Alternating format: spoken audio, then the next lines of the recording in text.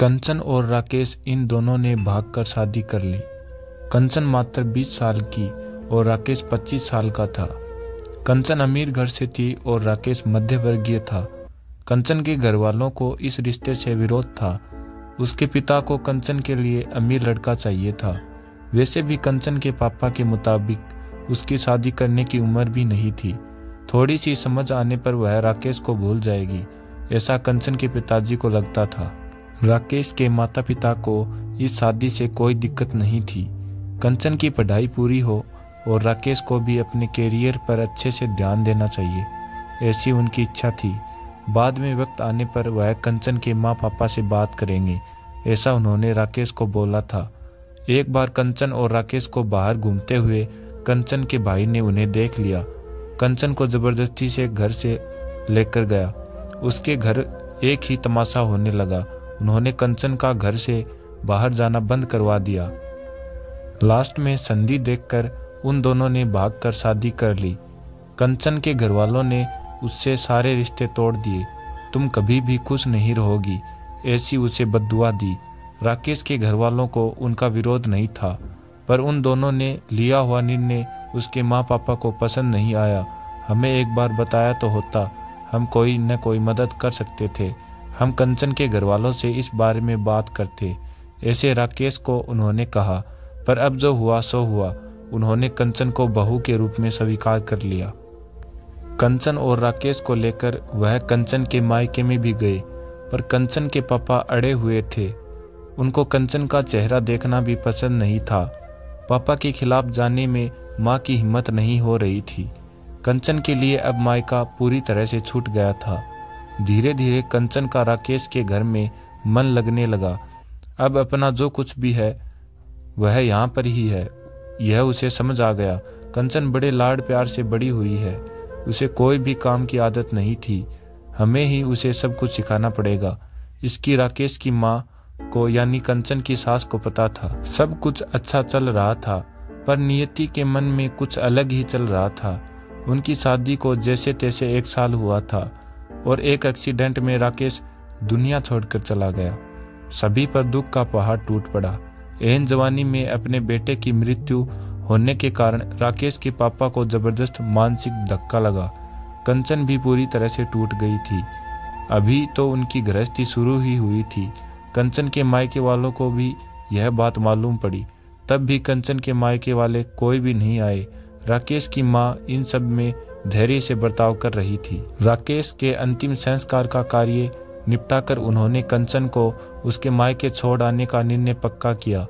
कंचन उसके मायके जाने के लिए तैयार नहीं थी। उन्होंने कंचन को बहुत समझाने की कोशिश की। बेटी, तुम्हारे सामने पूरी जिंदगी पड़ी है, इसे बर्बाद मत करो। मैं बात करूंगी तुम्हारे माँ पापा से, जरूरत पड़ी तो मैं उनके पैर तक पकड़ लूंगी। उसे समझाकर वह उसे उसके मायके लेकर गए, पर वहां भी उन्होंने निराशा ही मिली।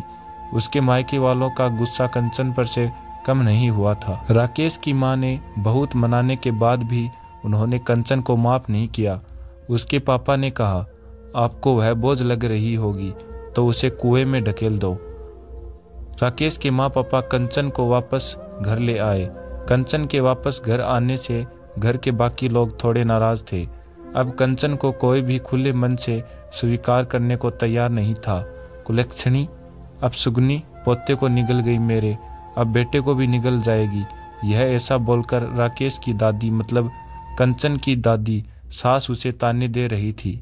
उस वक्त राकेश के पापा की तबीयत बहुत खराब हो गई थी। यह सब कंचन को सहन नहीं हो रहा था। उसने ठान लिया कि यहाँ से दूर निकल जाना चाहिए। रात को सब सो जाने के बाद वह निकलने वाली थी। तभी उसकी सास जो जग रही थी, उन्होंने कंचन को रोका। कहाँ जा रही है, ऐसे पूछा। माँ, मुझे जाने दीजिए, मैं अब सुगुनी हूँ। मेरी ही वजह से यह सब हुआ है।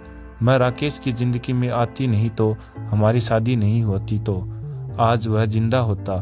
पापा की भी यह अवस्था होती नहीं। मुझे जाने दीजिए, मैं यहाँ नहीं रह सकती। वक्त आने पर आत्महत्या कर लूँगी, पर अब यहाँ नहीं रहूँगी। सच में मेरे यहाँ आने से इस घर की सारी खुशियाँ चली गई। मुझे कोई अधिकार नहीं है यहाँ रहने का। कंचन रोते रोते सब बोल रही थी। उसके सास ने उसे पहले शांत किया। कंचन, तुम दोनों मिले नहीं होते तो, तुम्हारी शादी हुई नहीं होती तो, उस दिन उस ट्रक ड्राइवर ने नशे में गाड़ी नहीं चलाई होती तो, रास्ते पर लोगों ने राकेश को वक्त पर हॉस्पिटल में ले गए होते तो, बहुत तो है बेटा, और अब वक्त निकल गया है इन सब बातों का विचार करने का।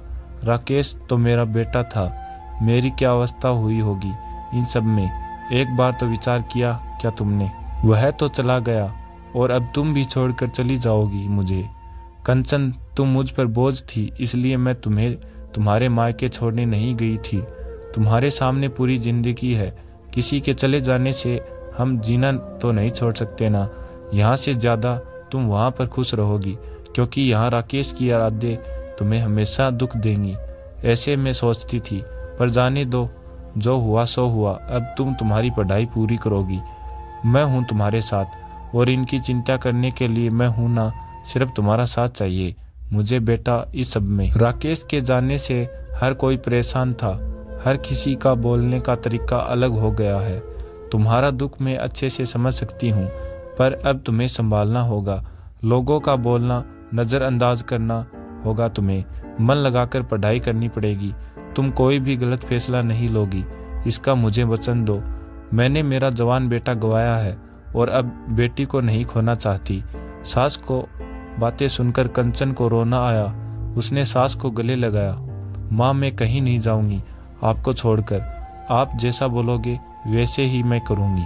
कंचन की सास भी मन भर के रोई। आज पहली बार उनका दुख फूट फूट कर बाहर आया था। आगे कंचन ने मन लगाकर पढ़ाई की। बहू नहीं, वह उस घर की बेटी बनी। बहुत सारे ताने, बुरी बातें सुने उसने। हर एक राह पर उसके सास उसके साथ थी। वो दोनों एक दूसरे की ताकत बनी। कंचन IAS अधिकारी बनी। अब उसे दोष देने वाले लोगों का मुंह बंद हो गया। कंचन के मायके के वालों को भी यह खबर पता चली। उसके पापा के सिवाय मायके के बाकी लोग उसे पूछने लगे थे। सास ने अच्छा जोड़ीदार चुनकर कंचन की दूसरी शादी करवाई। शादी के बाद भी कंचन अपनी इस माँ को कभी नहीं भूली। सास की अंतिम काल में भी कंचन रात का दिन करके सेवा में हाजिर होती थी। सास के रूप में कंचन उसकी जिंदगी खर्रे अर्थ से जीना सिखाने वाली माँ उसे मिली थी। पर सच में कंचन के सास जैसी ऐसी कितनी समझदार औरतें इस समाज में हैं, जो एक चौखट से बाहर जाकर सोचती हैं और दूसरों का आधार बनकर उनको जीवन सफल बनाती हैं। दोस्तों, आपको ये स्टोरी कैसी लगी आप हमें कमेंट के माध्यम से बता सकते हैं। Thanks for watching this video.